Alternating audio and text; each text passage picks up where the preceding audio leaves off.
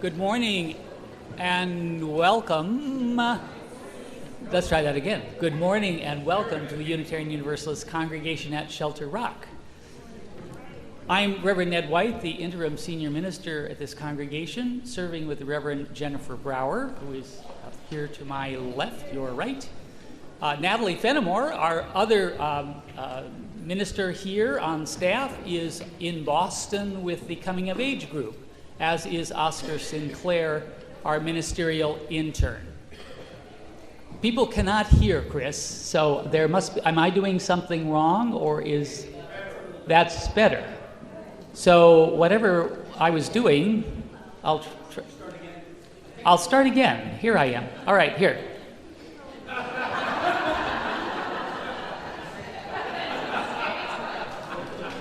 Good morning. Good morning and welcome to the Unitarian Universalist congregation at Shelter Rock. Can everybody hear? Yes. Great. Excellent.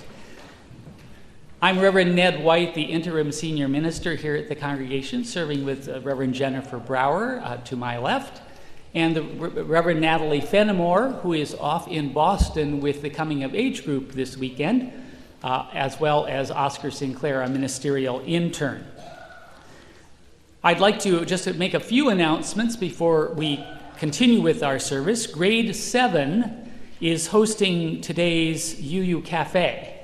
So please support their efforts. It's a fundraising effort, and you can ask them what they're raising funds for, and enjoy a delicious lunch at UU Cafe.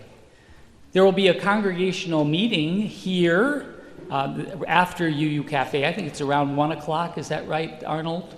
So 1 o'clock, and you can sign in out in the lobby and then come into this room for that meeting.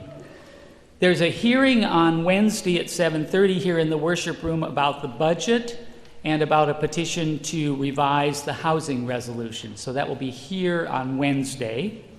Soulful Sundown and Coffee House will be here on Friday, an exciting event planned for that. Our Mother's Day service next Sunday will feature some mothers in the congregation speaking about what we've learned from our children. That will be edifying for sure. And just to give you a heads up about a concert with Syrian singer Gaida on Friday, May 19th. You can buy tickets for that. That's to benefit refugee families in Metro New York. So please check that out and all the other items that are in your order of service as activities here at the congregation. And now I invite you, as is our custom, to warmly greet your neighbor.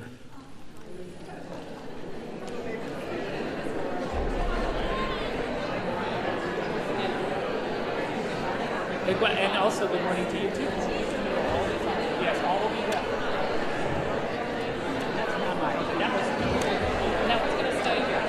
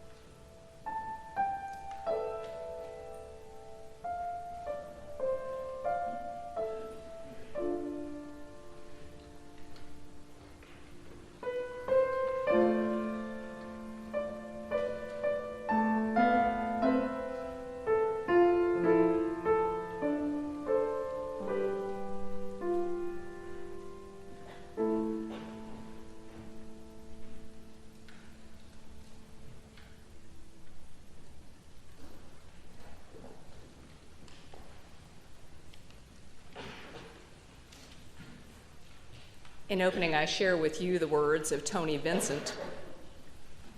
Here in this holy place, on this day of beckoning spring, let us give ourselves to the spirit of the moment and find the sacred oneness which binds all life together. Knowing that much is beyond our ability to change, life calls us still to act in compassion and fairness wherever the opportunity presents itself. Let us seize the strength of the ritual.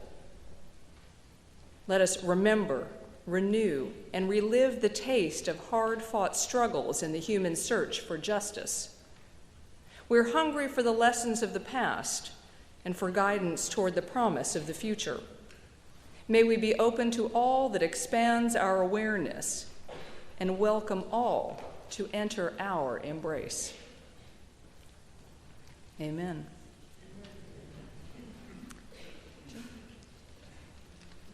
I invite you to join in reciting the chalice lighting words which are printed in your order of service.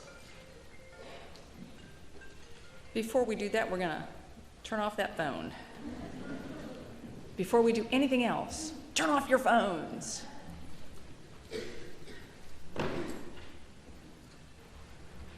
We light this chalice, the symbol of Unitarian Universalism. This is a faith of the open mind. This is a faith of the loving heart. This is a faith of the helping hand. Together we take care of our earth and work for peace and friendship in our world. Would you please rise as you're comfortable and join in singing our opening hymn, number 317.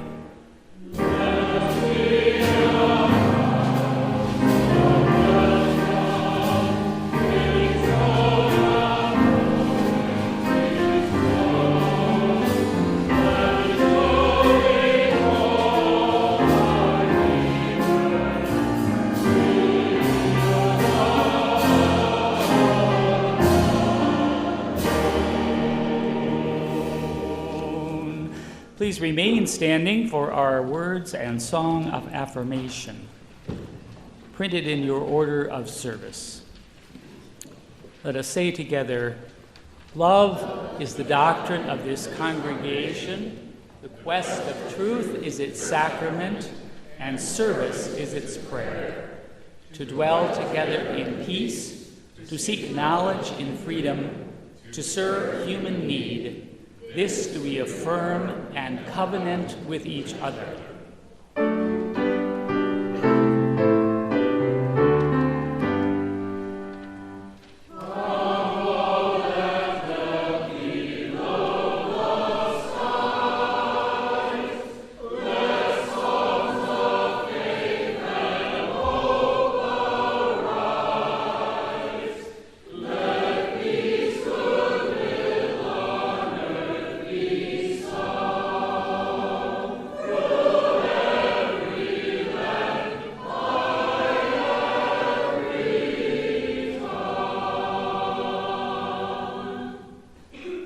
Please be seated, and I invite forward Jean Nemitz from our religious education staff for today's intriguing story for all ages. Jean?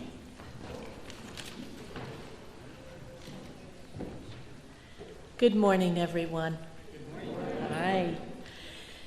So today, I would like to tell the story that many of you in this room already know. Now, why would I do that? Well, we are celebrating our 75th year as a faith community. And I think part of that process is that we make time to share our stories. So today, in a very short span of time, I'm going to share our origin story. And I've titled it, The Faith Community That Almost Wasn't. Because like many movements or faith communities, sometimes I think when we look backwards, we think we were always as resilient and strong as we are today. And most of you know the beginnings are usually starts and stops, and they're filled with inspiration and challenges. So for many of you, you will know this story, but in order for us to go from here, to mark this point and go forward, we celebrate those 75 years, and we do that by sharing our origin story. So, like many UU congregations, our congregation started with the children. There's a book in the bookstore that says, we started with our children. Anybody interested in getting the in-depth story, it is for sale in the bookstore. And like many beginnings, it was filled with these inspiration and challenges. And so it started on January 1st, 1941. There was an inspiration at a New Year's Eve party. That's actually held on New Year's Day. And that is 3 couples of young parents were talking about the religious education needs of their children. And they realized that they all shared an unorthodox view of religion, that it was respect for an individual's own decision and beliefs, and that there was no school of religion that existed. So on that New Year's Day in 1941, they decided to start their own school of religion. We started with the children. During the fall of 1941, enrollment increased to 20 children. These children that you see are actually their own children. So that was the inspiration. Together they had 7 or 8 children, and then we moved to about 20 children.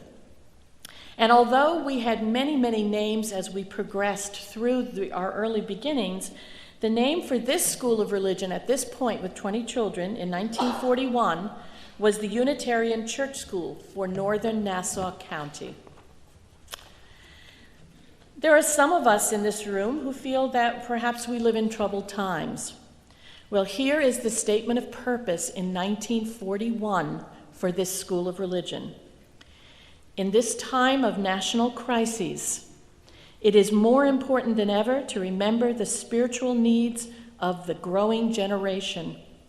While America is virtually fighting for its life, our war objectives transcend self-preservation alone. In the world of tomorrow, as well as in this critical time, our children need the teachings of a liberal religion if they are to understand their responsibilities in a world dedicated to freedom for all peoples. So here's where the challenge comes in. Just when there was stability in the enrollment in this beautiful collection of 20 children, 2 of the seminal teachers had to leave, one of whom, Norman Blair, entered an American camp for conscientious objectors. It was at that time that they were unsuccessful in their attempt to replace vital staff. And so Carl Ostergren and Harlow Lincoln assumed the teaching duties in addition to leading the worship services. This arrangement was described in this book, We Started with the Children, as not very successful. And there was a question about the very existence of this school of religion. Well, some luminary light thought of a local resource in New York City, and that was a woman named Sophia Faz. Anybody ever hear her name? Yeah. Sophia Faz was from the Riverside Church School, And in 1943, she came and did a consultation with us here, well, here in Nassau County. Now, who was Sophia Faz? It's such a beautiful picture of her. She was a revolutionary educator. She was an author who integrated progressive educational theory into the Sunday school model. What does that mean? Well, it means that perhaps you might want to divide and look at cognitively appropriate activities for different age groups. Okay. And she helped lead a Unitarian religious education revival. Seminal figure, and she was living a short distance from us. And so what happened as a result of Sophia Faz's consultation, and by the way, she knew how to run a Sunday school of religion. She argued that a modern faith must take science and modern attitudes seriously. Faith, she believed, is rooted ultimately in a person's own experience. It was her visit that re-inspired and re-energized the RE committee. And after really almost dissolving the School of Religion, in 1943, re-energized, re-inspired, the RE committee requested a grant from the American Unitarian Association, remember this was before the merge, Unitarian Universalist, to engage a director for the school. So where there is structure, people can become attracted to it, and it did happen. And the second thing that happened as a result of Sophia Faz's consultation is there was denominal recognition of the church school, and that came in 1945 in an article in the Christian Register, which was the forerunner of the UU World. And the article traced the growth of the school from its beginnings and how the parents soon began to form the adult fellowship, which eventually became the North Shore Unitarian Society. However, we started with the children, yes. So in 1945, the enrollment of the school was up to 45, which was 50% increase from the previous year, and it stabilized for good. And so we see in this very short story, but important story for us in terms of our origins, from our humble beginnings and the ebb and flow of success and challenges, we are 200 plus children strong and over 65 teachers and RE committee members, 65, support the religious education, the youth ministry of our children. And so today, I want to say that a large part of people who come into our fellowship, into our congregation, come as parents with children, with the same longings and yearnings that those original 3 couples expressed on January 1st, 1941. They wanted something for their children. And so there is no accident that we celebrate today new membership and the new blood that comes in, and that we honor ourselves with our story, our origin story. And so I want to just leave you with a quote from Sophia Faz, such a luminary. Life becomes religious whenever we make it so. When some new light is seen, when some deeper appreciation is felt, when some larger outlook is gained, when some nobler purpose is formed, when some task is well done, life becomes religious. And so as we see in the pictures, whether the children are here in a multi-gen, or in the chapel, or in class, or at a youth con, we celebrate that it started with the children. We honor our children, we honor our volunteers, and we welcome our new members. I thank you. And we will have an opportunity as a congregation to celebrate further our 75th anniversary at our 75th anniversary gala that comes up on Saturday of this week. Another opportunity to enjoy some of the stories and narratives from our past as a congregation. Our past is prelude to our future, and we are honored and delighted today to be welcoming new members. So I invite Arnold Babel, the president of our congregation, and Carol McHugh, the chair of our membership committee, forward to join Jennifer and me in welcoming our newest members, and they will be called forth in a moment.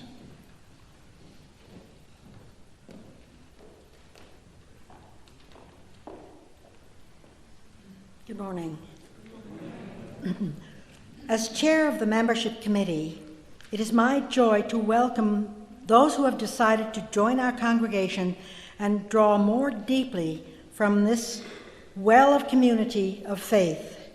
We know that they will influence the health and direction of this congregation by participating in its ministries, its leadership, and its decision-making. We welcome their vision, their energy, and their spiritual curiosity. I ask our new members to come forward now with your order of service as I read your names. Joanna Cohen, I'm not sure whether she's here this morning. Gail Cunningham. Wendy Kaiser. John Myers. Gary Mitchell. Chris Pellegrini. Jennifer Pellegrini. Lilia C. Ramos-Dries. Penelope Reed Cleary. John, did I pronounce your name right? Myers? Mears. John Mears, excuse me. Grazia Rosenberg. Leo Rosenberg. Joan Schultz. Ann Sparrow. Dolores and Richard Tibbetts. Elena Vaselinov. Samantha Winkler. Kathy Zillman. Thank you.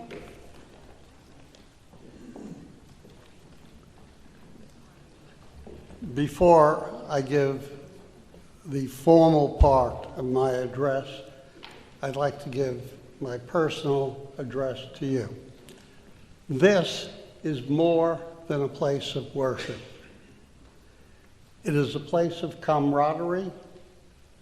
It is a place of support. It is a place of caring. And in a certain sense, it will be your home away from home. And we welcome you to your new home. Now, our congregation has been shaped by generations of dedicated women and men who have given generously of their hopes and dreams, their energy, and their resources. They have sought to build a community of faith in which all are welcomed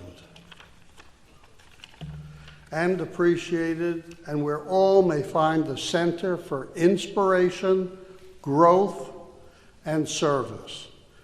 Many of those who were present at the beginning of our congregation's journey are no longer with us. Yet their influence endures, and we remember them with deep appreciation. Because of their vision and their labor, which we carry forward, our circle grows and our influence for good expands in the lives of individuals, in families, and in the wider world. We welcome you into this community of worship and fellowship with hope for a long and ever-deepening relationship.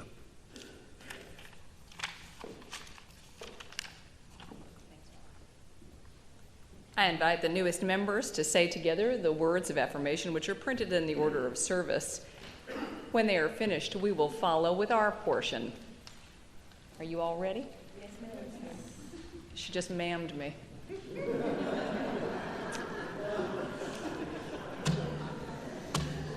All right, it's a sign of, thanks a lot, Arnold. All right.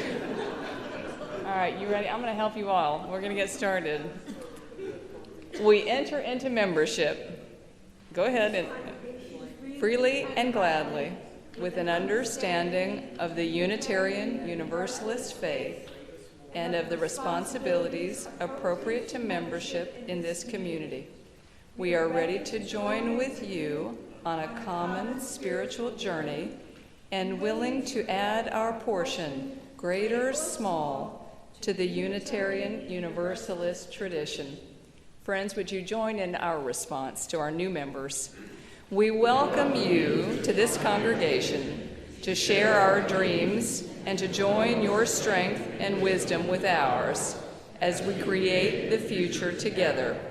We pledge to you an openness of heart and mind and a willingness to grow with you in spirit, in understanding, and in fellowship.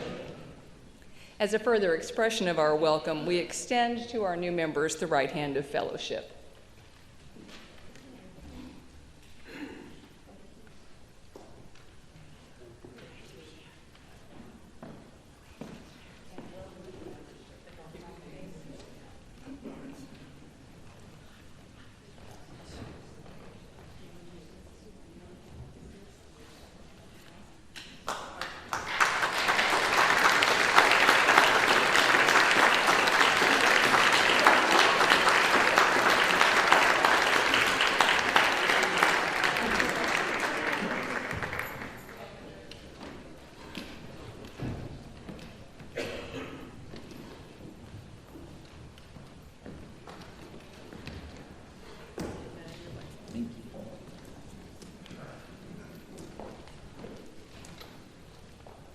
It's an awesome group of new members, having enjoyed their participation in the member orientation classes. They are a lively bunch, so please do get to know them.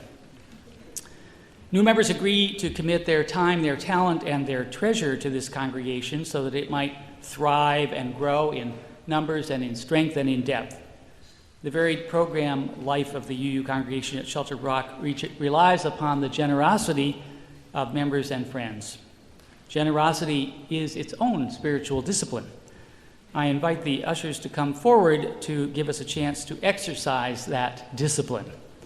And just a reminder that we'll be lighting candles a little later in the service so we can give our exclusive focus to Nathaniel's extraordinary musical offering. The offering will now be received.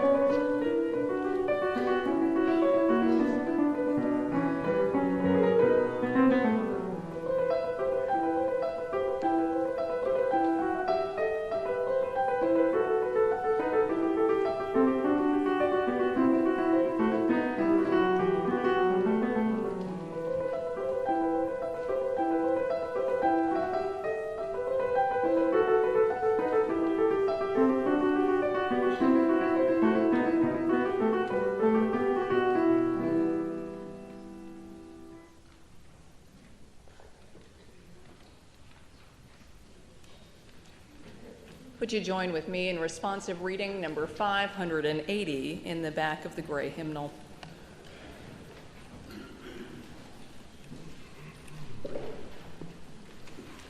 It is a unison reading.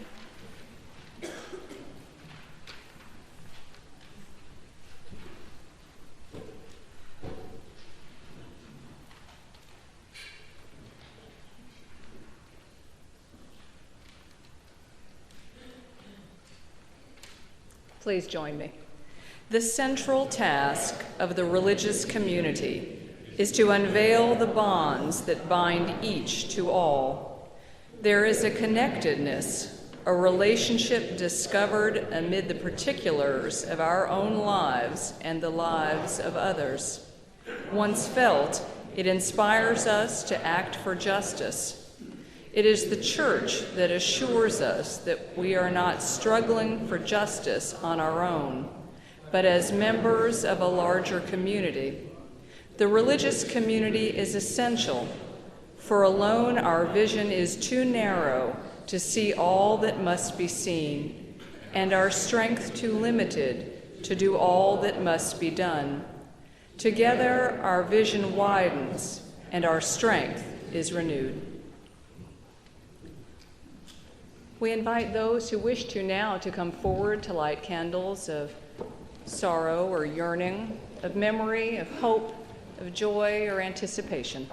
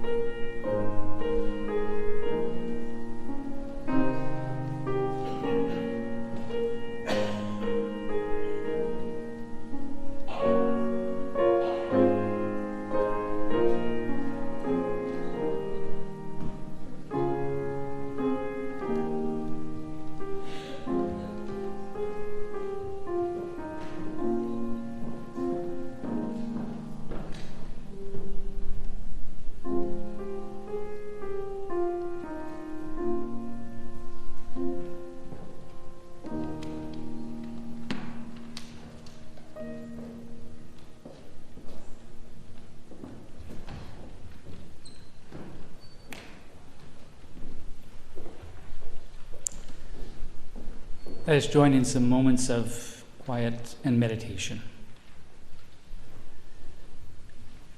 Amidst lives of much busyness and many words, we are thankful for moments of silence, O God.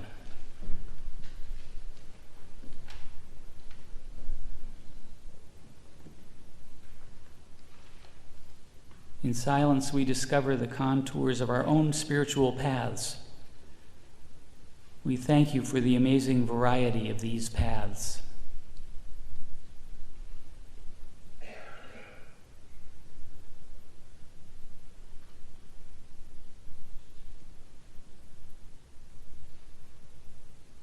We thank you for those among us who have listened in silence to their own hearts and shared their stories with us.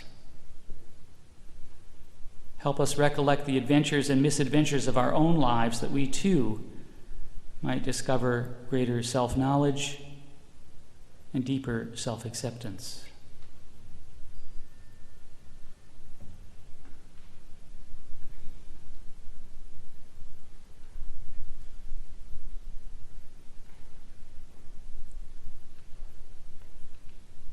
We thank you for those who have befriended us, who continue to walk with us on these spiritual paths. Where we or they are in particular need today, we pray that we might be open to your healing grace.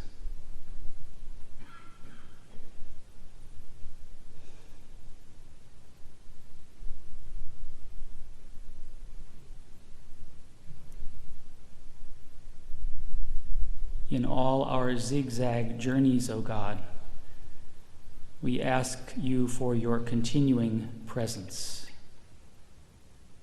So may it be. Amen.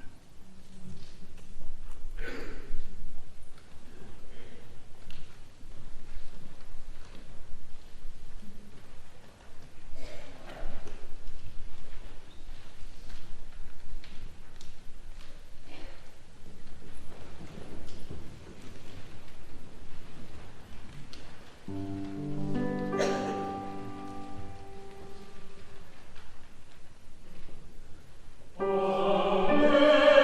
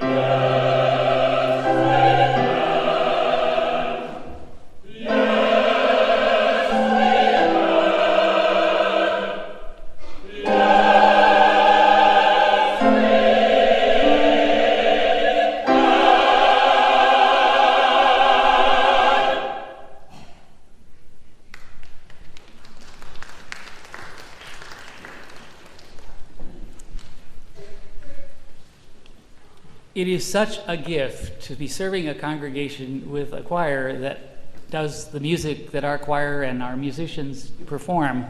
It takes such a burden off the preacher, because no matter what he does, people have already been, they've received what they came to the congregation for in the morning. Thank you so much. And I have to say that I do appreciate Nathaniel choosing for today's sermon the cuckoo as the offertory piece to set people up in their mind for what they can expect from their interim senior minister. So, thank you very, very much. I appreciate that. It was not missed on me. I really. So the year is 1967. Martin Luther King Jr. wrote, "Where do we go from here? Chaos or community?" The Civil Rights and Voting Rights Acts of 1964 and 1965 had been passed, but Dr. King felt that the nation was nevertheless standing at a fork in the road with regard to the war in Vietnam, chronic poverty, and institutional racism. As his title suggests, he thought one path led to chaos, the other to community. Which would Americans choose? 2017, 50 years later. Hard to believe. He feels as if the nation is once again standing at a fork in the road. Lots of Americans are angry and fearful about our future as a nation. And most of us are desperate to find a promising way forward, away from chaos toward community.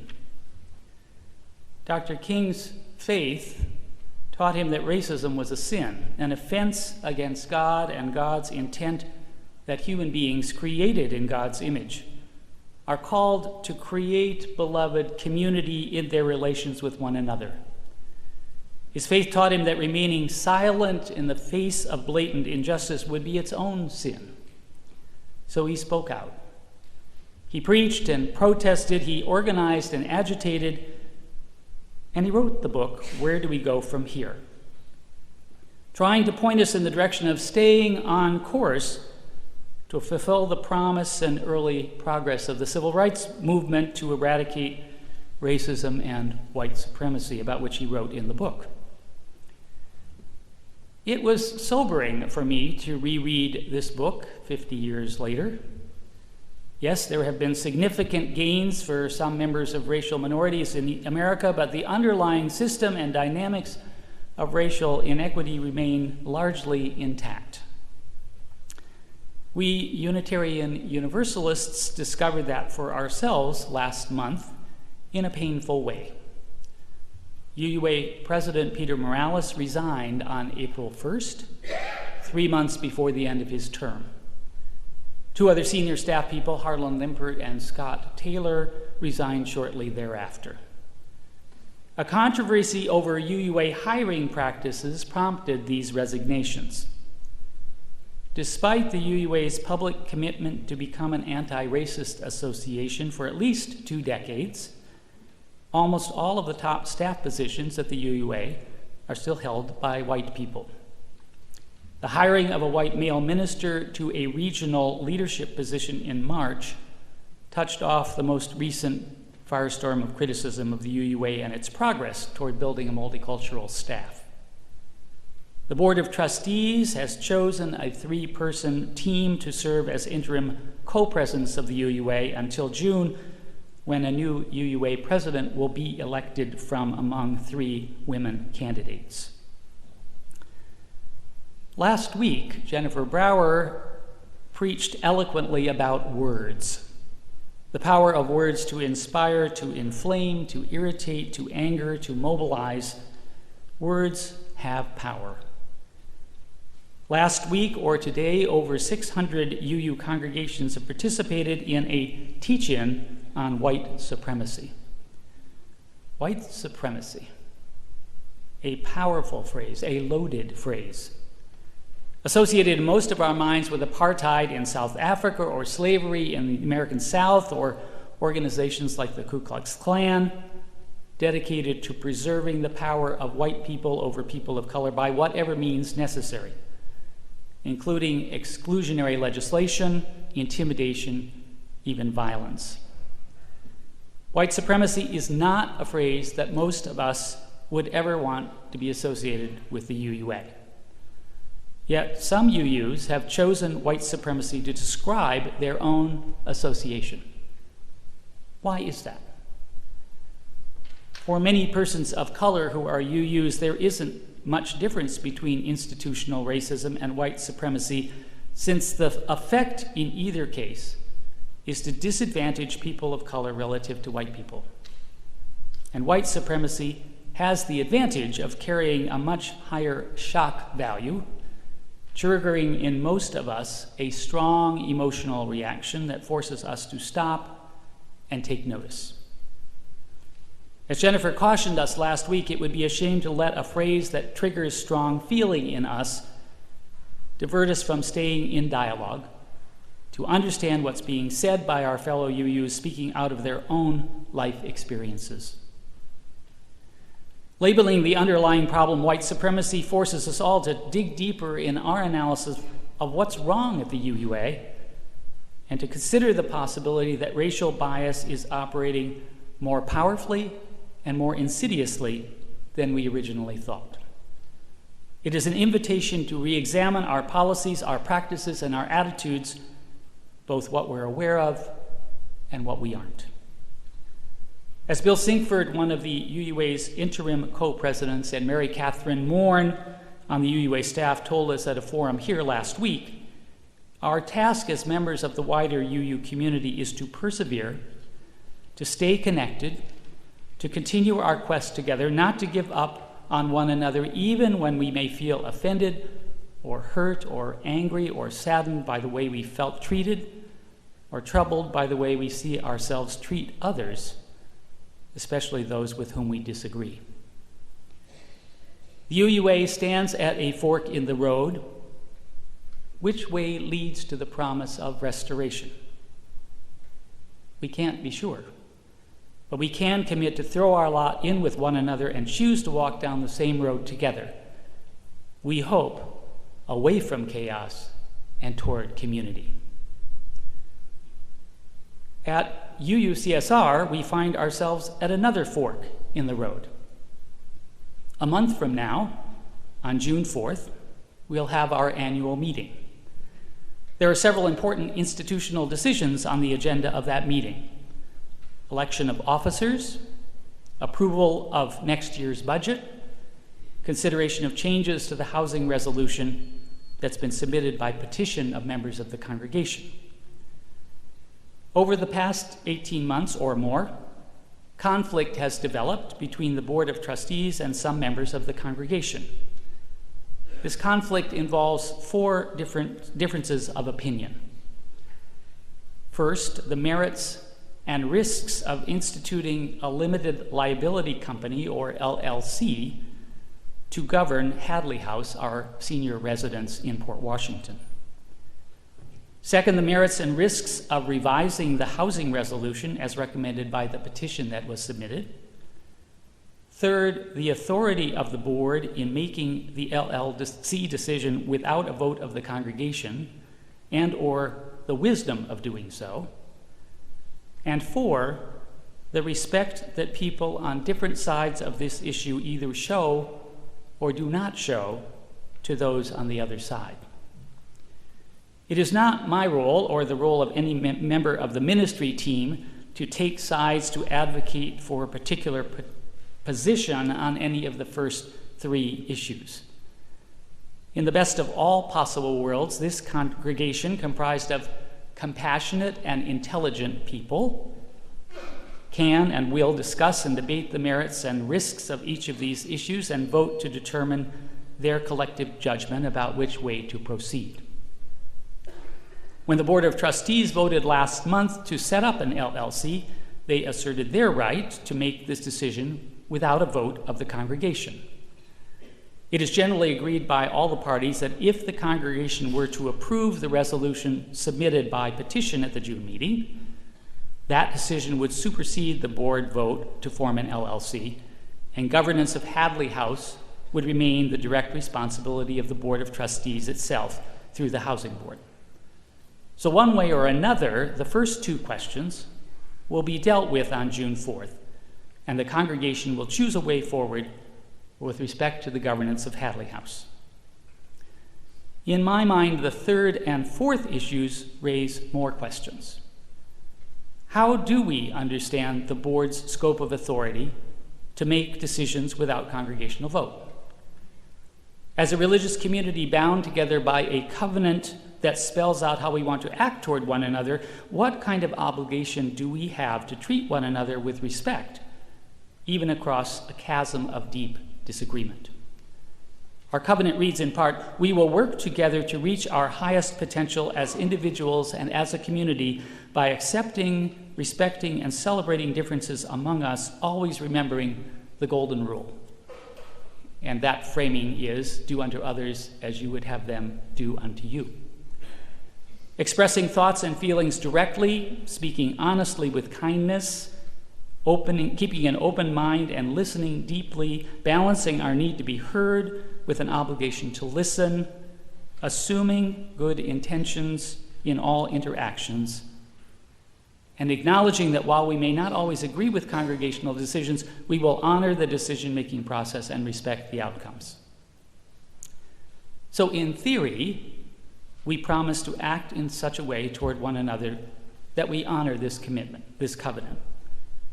When trust breaks down, when people not only distrust the actions of others but conclude that they are acting out of misguided or even malicious motives, mutual respect vanishes.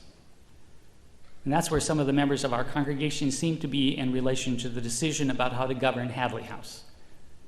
The issue has been so deeply personalized that discussions about the merits and risks is virtually impossible. People's minds are made up and their hearts are hardened. I have to tell you that being part of a team of UU ministers witnessing this situation developing and worsening in the congregation is wrenching. It is exceedingly painful to witness people's hurt and anger on both sides of this conflict. These are people we care about. They're people of principle who care deeply about this congregation.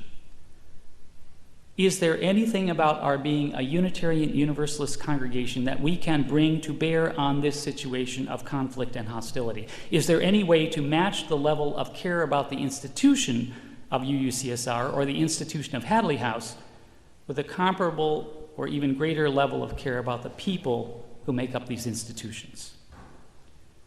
This may be one place where our felt obligation to protect the congregation's financial assets for the indefinite future may obscure our equal obligation to treat with honor, care, and respect the congregation's human assets in the present moment.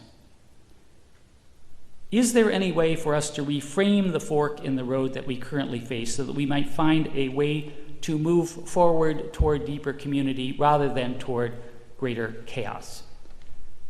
Can we take a step back from the win-lose mindset that we're bringing to the decisions that we're facing in order to consider another approach? Is there a way to explore options in which there aren't clear winners and losers, but partners in listening to and addressing the real fears and hopes of all parties? In the silence of this room, I hear inner voices murmuring, "It's too late. The board has already voted. A petition has already been brought forward. We have to play this out win-lose fashion and let the chips fall where they may." I know the members of this congregation to be an extraordinary band of human beings, creative, empathic, principled, caring, quirky, iconoclastic. If there ever was a group of people with the capacity to think outside the box, to solve a problem, this is it. And that's what I believe our principles and our traditions and our minds and our hearts call us to do.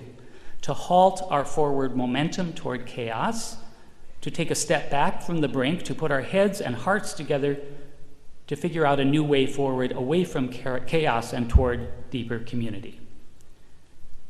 This may be where more traditional faiths have an advantage over us UUs. Many of them have a way of visualizing and connecting with the power of the great mystery that makes impossible things possible. They have stories of a dove and a rainbow signifying the divine promise that humankind will survive even the most catastrophic flood. Of the Red Sea that opened up to the desperate Israelites fleeing oppression, enabling them to find a way where there was no way. Of Jesus feeding the multitude with a mere 5 loaves of bread and 2 fishes. Of the women at the empty tomb and the felt living presence of their friend and rabbi who had died. These are stories that are, of course, part of our own UU tradition as well. As UUs, we stand with others around the country at a fork in the road facing the UUA, and we stand with others in this congregation at a fork in the road facing UUCSR. This is a time for us to admit that we may not know the best way forward. And not all the ways that seem to be lined out for us look promising for the preservation or the promotion of beloved community. This is a moment for taking a deep breath. We could do that now. For looking deep within ourselves individually and as a community, for slowing down the seemingly inevitable forward momentum of events, for praying that we might discern a new way forward. I don't know how it will happen. I certainly can't guarantee that it will happen. But I can wholeheartedly visualize that it might happen, and that UUCSR might be a stronger and more powerful community now and into the future. Where do we go from here? Chaos or community? It's up to us. May God bless us and guide us in choosing our paths forward. So may it be. Shalom. Blessed be. Inshallah. Aho Shanti. Amen.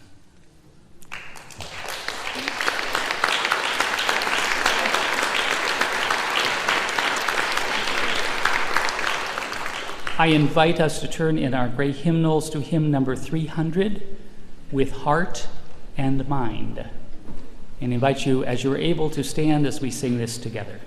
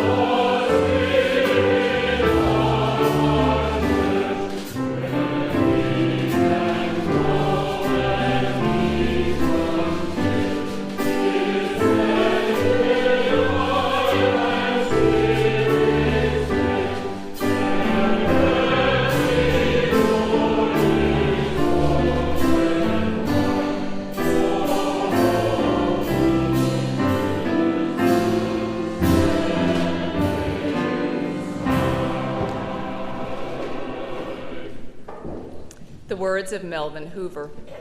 We can't change the past, but we can learn from it and build on it. We can't control the future, but we can shape it and enhance the possibilities for our children and grandchildren. We can't discern in the present the fullness of our actions and their impact, but we can be pioneers in our time, exploring fully the crevices and cracks where knowledge and new insights might be found. We can explore our spectrum of relationships and confront our complacency and certainty about the way things are. We can dare to face ourselves in our entirety, to understand our pain, to feel the tears, to listen to our frustration and confusion, and to discover new capacities and capabilities that will empower and transform us. In the spirit of the pioneer, let us now go forth. So may it be.